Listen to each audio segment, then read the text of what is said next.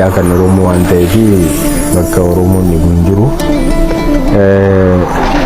gidaara kutaalee hundumaa keessa seentee yoo ilaalte egaa waan ittiin barreessan hin jiru, iskiriptoon yookaan wanni tokko tokko hin jiru. Waanuma argeetiin namni gidaara yookaan girgiddaa irratti maqaa ofii barreeffata namni achi keessa jiru. Gaafa ol seentuun ilaaltee gidaara hundumaa irratti maqaa Oromoo qofatu barreeffamee argita. Kan saba biraan argitu kan yoo argitee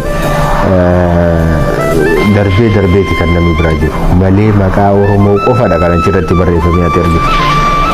Namni meeqa achi keessa akka ture hin argita. Isayyuu waan ittiin achirratti ittiin barreeffatu hin qabu. Achirratti maqaan barraa'ee argamuun immoo hagam akka inni ture fa'aa beeksisa. Maaliif yookaan mismaara wahii yookaan wayii tokko wayiiti barbaaddee ishiidhaaniiti kan achirratti barreessitu. Kun immoo guyyaa tokko lamatti torban takka lamatti kan barreeffamu miti. Turtii dhumti isaallee maqaa namoota achi keessa jiranillee wayii talaaltu manni sun manuma Oromooti. Manni hidhaasuun kanuma Oromoo. Halkan maqaan namaa yoo waamame maqaan Oromoo doo waamanii dhageessaati.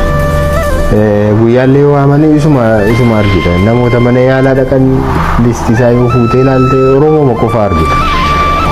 Halkan wayita reeban, wayita iyyan, wayita isaanii darara irra ga'u kana dadhabanii yeroo isaan dubbatan, yeroo isaan sagalee adda addaa dhageessan numa dhageessa. Kun hundumtuu Oromoodhuma qofa afaan Oromooti. Wayyoo nan du'ee haadha koo maaloo koo akkana wayitanii jedhu kanatti dhageessa.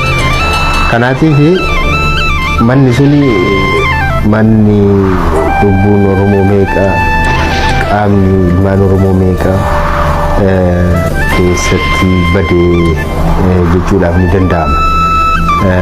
Seenaadhuma keessatti yoo akka kanatti otoo yaadatameetii gaariidha. Nama mana san keessa seenanii bahan keessaatii namoonni gurra fayyaa fudhatanii bahan, dugda nagaa fudhatanii bahan, harkaaf miilli isaanii nagaa ta'ee bahu, qaamni isaanii guutuu ta'ee bahu namoota muraasadha. Namoota baay'ee carra qabeeyyiidha.